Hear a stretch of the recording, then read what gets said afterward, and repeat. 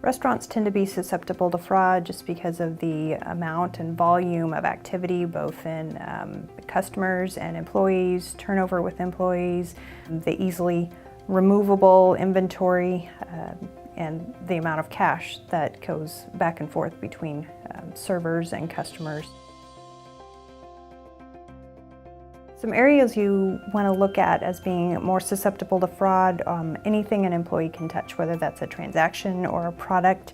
Think about your payment system. Can employees issue voids or refunds on their own? And how do you manage employee meals?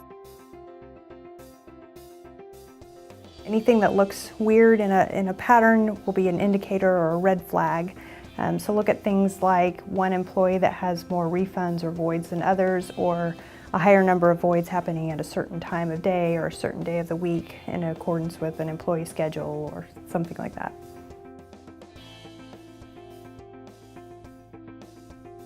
There's several things that restaurants can do, easy little steps that can help prevent fraud. One of those would be looking at the ways that employees can issue voids or refunds, if those have to be approved by a manager or if an employee can do those on their own. Another way would be to keep a good handle on inventory. Your POS system will integrate with your accounting system, and it's a good way to stay on top of things that's happening at the register. And a lot of systems also now allow managers and owners to keep an eye on transactions outside of the office. Executing a surprise cash count is a great way to both deter and find if there's any fraud.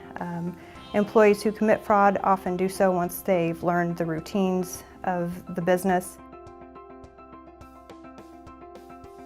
If you think fraud is occurring, the best thing to do is pretty quickly contact an attorney and someone who has experience in that type of activity.